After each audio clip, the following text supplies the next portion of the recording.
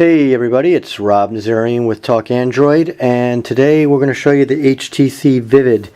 HTC Vivid and the Samsung Galaxy S2 Skyrocket were the first two LTE enabled phones for AT&T. And we'll open up the box and we have the phone and the usual stuff. Instructions and USB cable. Now, as far as the design goes on this phone, it is definitely unique for HTC. You can see it's rounded here, getting thicker towards the center. I'm not sure I really love this design at all. It comes in at 11.2 millimeters thick, which is not thin. Not as thick as the Resound, but definitely not thin. So I'm not loving that as well. This back plate is kind of strange in itself. And here it is, and this is what we're looking at as far as the battery. It's a 1620 milliamp, a little small, but we'll find out how it's going to be for battery life. I'm not expecting great things. And we have the power on top, and the headphone jack and volume, and of course your USB here. And let's turn it on. It seems like the way HTC is going with their phones is you really, I don't know why, I guess you'd really buy an HTC phone if you really like Sense. That's the way it seems to me, the way they're going. Now, because if you take a look at the Skyrocket, it's a thinner phone. It's got as nice, if not nicer, screen. They're both, 4.5 inches, but it's just, more uniform. It's just a better design. But let's take a look at this. On the back, I failed to mention that before. 8 megapixel camera and 1.3 megapixel in the front. It's got a 1.2 gigahertz dual core Snapdragon and 1 gigabyte of RAM. There's 16 gigabyte internal, and your micro SD can go up to 32.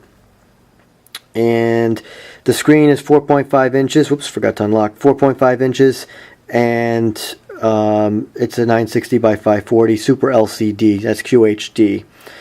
As usual for Sense. Whoops, I'm mixed up with all these phones where power buttons are these days. So we have a different, their custom unlock screen where you can go right to where you want and go to the camera, or just bring it up to the main screen. It's a nice feature that is included with Sense. But again, if you're not a Sense fan, there are other apps that can do pretty much the same thing. It moves pretty nice. That's their carousel business going on there, which to me is useless, just for show. But as far as just moving through the home screens, it's pretty smooth.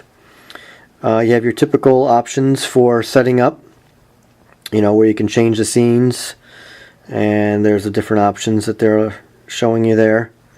And of course, you can change your lock screen. These are all nice little features in Sense, so you can have the weather, and there you go. Go right into the weather. Let's see, go into settings, and let's look at the About phone, and